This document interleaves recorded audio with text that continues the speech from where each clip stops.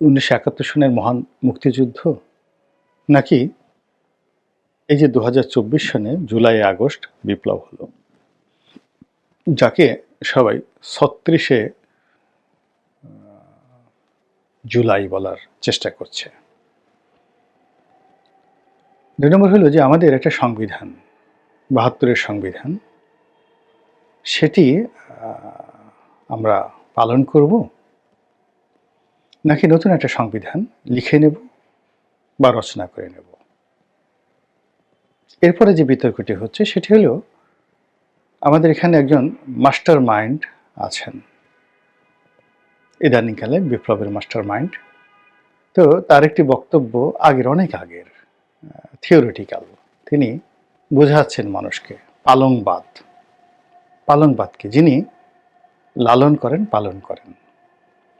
তা আমরা যেভাবে চিরাচরিত ধর্মীয় ব্যাখ্যা, ইসলামী কৃষ্টি এবং কালচার যেটাকে বলা হয়, সেটাকে আমরা মহান আল্লাহ রাব্বুল আলামিনের যে লালন করার এবং পালন করার ক্ষমতা, এটিকে আমরা বলি রব এবং রুবুবিয়ত। মানে যিনি এই কাজটি করেন তিনি রব, রিজিকদাতা। আর যে ক্ষমতার কারণে তিনি, বা যে অন্তর্নিহিত ক্ষমতার কারণে তিনি এই কাজটি করেন, সেটিকে বলা হয় রুবুবিয়ত। বাংলা ভাষায় রব এবং রুবুবিয়ত এটির আসলে কোনো প্রতিশব্দ হয় না। যেভাবে আল্লাহ রাব্বুল আলামিন, আল্লাহ শব্দটির কখনো বাংলা প্রতিশব্দ হয় না। কিংবা আলহামদুলিল্লাহ হি রব্বিল আলামিন। তো এই যে সকল প্রশংসা বিশ্বজাহানের মালিক রবের, এর কারণ হলো এই যে আলহামদুলিল্লাহ, এখানে শুধুমাত্র প্রশংসা বা হামদ তো নয়, বা এখানে আলহামদুলিল্লাহ বলতে শুধুমাত্র গ্রেটফুলনেস নয়, কৃতজ্ঞতাবোধ নয়।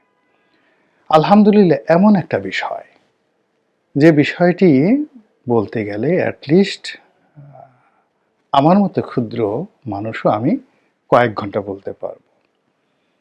এখন আমাদের দেশে কি হলো কি, কোরআন ধর্মের যে ব্যাখ্যা, সেটা বেদ বলেন, উপনিষদ বলেন হিন্দু ধর্মের, কিংবা বাইবেল বলেন, ত্রিপিটক বলেন, অথবা কোরআন বলেন, হাদিস বলেন, এটি গত বহু বছর, শত শত বছর ধরে এটার একটা ধারাবাহিকতা চলে এসেছে। এবং সেই ধারাবাহিকতা অনুযায়ী আমরা আল্লাহকে জানি, চিনি এবং বিশ্বাস করি। তো সেই বিশ্বাস অনুযায়ী রব হলেন তিনি, যার সেই রুবুবিয়তের ক্ষমতা রয়েছে। আরবিতেই বলি রুবুবিয়তের ক্ষমতা রয়েছে, যিনি তার বান্দার প্রয়োজনটা বোঝেন এবং বান্দা তার যে প্রয়োজন ইন্টারনালি অ্যান্ড এক্সটার্নালি, যেমন ধরেন আমাদের শরীরের মধ্যে ক্যান্সার হয়েছে, এখানে একটা অ্যান্টিবডি দরকার, এটা রব বুঝেন তার রুবুবিয়ত ক্ষমতার মাধ্যমে। তো কাজেই ওখানে একটা অ্যান্টিবডি, আলাদা সেল তৈরি করে দেওয়া, এটা চাইতেছেন না বা চাচ্ছেন না।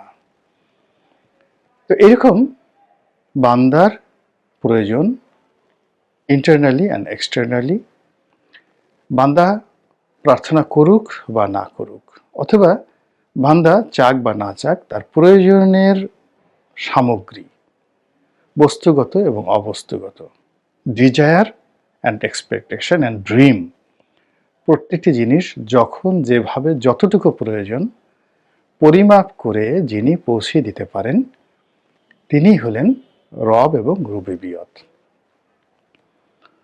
তো এই যে আমি বক্তব্যটা দিলাম, এটা আমার নয়, এটি গত 1400 বছর ধরে মোরলেস এভাবেই প্রচার হয়ে আসছে।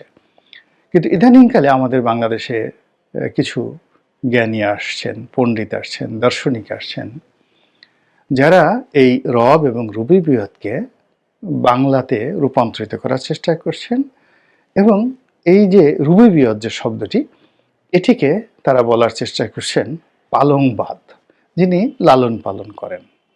লালন পালন করেন, দেখুন লালন পালন যদি আপনি করেন, তাহলে গরু ছাগল লালন পালন, মুরগি লালন পালন, আপনি যদি প্রজনন বলেন, মানুষ প্রজনন, ছাগল প্রজনন, একই অবস্থা হয়ে যায়। তো কাজেই মানুষের যে রিপ্রোডাক্টিভ হেলথ এবং ছাগলের রিপ্রোডাক্টিভ হেলথ সেম হবে না। এখন এই যে পালংবাদ নিয়ে এখন খুব, যেহেতু এই লোক কত জ্ঞানী, ভীষণ রকম জ্ঞানী, সে এত কিছু খুঁজে একটা তত্ত্ব বের করেছে পালংবাদ। তো যে লোক পালংবাদ বের করতে পেরেছে, আমরা কি তার কথা শুনবো, নাকি গত 1400 বছর ধরে যে রব এবং রুবুবিয়তের যে ধর্মীয় ব্যাখ্যা দিয়ে আসছে তার ধর্মীয় ব্যাখ্যা শুনব? আমরা কি লালনবাদ অনুসরণ করব? নামাজ নাই, কালাম নাই, দাঁত নাই, মাজা নাই, পোশাক আশাকে ঠাঁই নাই, ঠিকা নাই, শরীর থেকে ঘামের গন্ধ, যার তার সাথে শুয়ে থাকে, মদ গাঁজা কোনো বিষয়ই না, আর সারাদিন দোতার একটা নিয়ে মদিনা যাব কেমনে, মদিনা যাব কেমনে, বা ছেড়ে দে মাঝি যাব মদিনায়, নৌকায় করে মদিনায় যাবে। গাধা কত প্রকার কি কি, সে পাল তুলে মদিনা যাবে। তাহলে তার যে জ্ঞানটা এই বাংলার ভাটির বাংলার নদী পর্যন্ত, কিন্তু এই মদিনার ধারের কাছে যে কোনো নৌকা যায় না, এমনকি মক্কার ধারের কাছে যে কোনো নৌকা যায় না। জেদ্দা পর্যন্ত আপনি যাইতে পারেন পালতোলা নৌকা নিয়ে, সে পালতোলা নৌকা নিয়ে মাঝিকে নিয়ে সে মদিনা যাবে। এই হলো গান। আর সেই গান শুনে আরে কি অবস্থা, গান এটা লিখেছেন বটে। তো এইগুলো নিয়ে আমরা এই বর্তমান জমানাতে ভীষণ রকম উদ্বেলিত, আবেগতাড়িত। এই ডিজিটাল যুগে এখন তার সেই পুরনো ধ্যান ধারণা চলবে না, এখন লালনবাদের মধ্যে যেতে হবে, পালংবাদের মধ্যে যেতে হবে। তো এগুলো নিয়ে কথাবার্তা হচ্ছে এই 72 সনে যে মুজিববাদ, শেখ মুজিব যা বলেছে সেটাকেই লিপিবদ্ধ করে, সেটাকে বাইবেল হিসেবে মনে করে কিছু মানুষ মনে করেছে এটাই মুজিববাদ। কাজেই এ যুগে মুজিববাদ বলে কোনো কিছু থাকবে না। মুজিবের লেখাপড়া কি ছিল? সে কি পালংবাদ নামে কোনো জিনিস করেছে? সে কি পালংবাদ বুঝতো? সে কি সুফিইজম বুঝতো? সে কি লালন ফকিরের উপর তার কোনো গবেষণা ছিল? তার আবার বাদ কি? মুজিবের আবার বাদ কি? অতএব মুজিববাদ বাতিল। আর ওই সময় যে সংবিধান হয়েছে, যেহেতু মুজিববাদের বাদ দিচ্ছি, ফলে ওই মুজিবের সংবিধানও বাদ। এখন আমরা নতুন যে সংবিধান করব পালংবাদ নিয়ে, লালনবাদ নিয়ে।